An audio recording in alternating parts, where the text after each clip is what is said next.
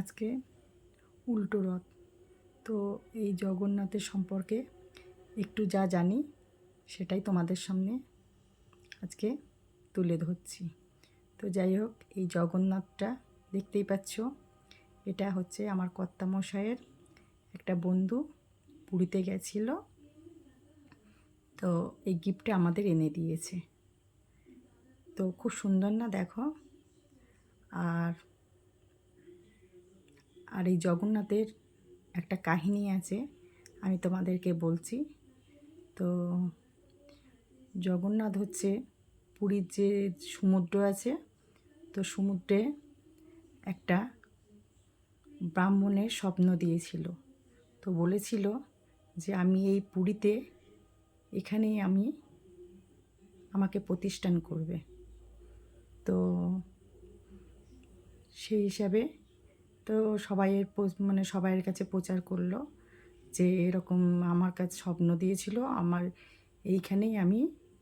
পুরীর এইখানেই আমার মন্দির করে আমার প্রতিষ্ঠান করবে। তো বলল কি করে হবে? তো বলল এটাও স্বপ্নই পেয়েছি যে ব্রাহ্মণটা, যে আমার একটা সমুদ্রে, পুরীরই সমুদ্রে একটা কাঠ ভেসে আসবে, ওই কাঠটা দিয়েই বানাতে হবে মূর্তি। তো যাই হোক, সেরকম একটা মূর্তি তৈরি করার ডেকে আনলো, যে মূর্তি তৈরি করে। তো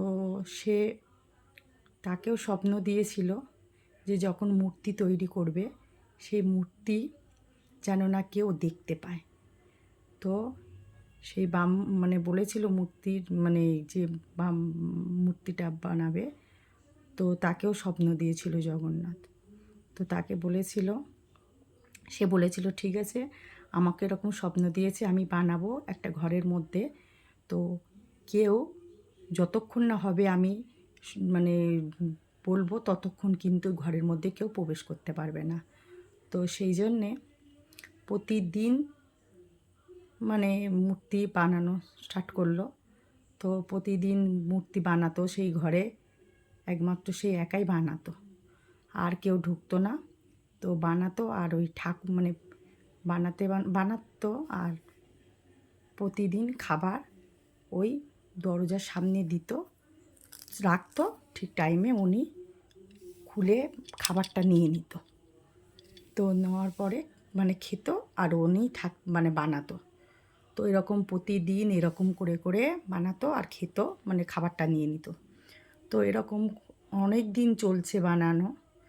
তো একদিন এত কাজের মূর্তি বানানোর এত হয়ে গেছে যে সেদিনকে আর খাবারটা নেয়নি, ওই খাবার দিয়ে গেছে অমনি রয়েছে।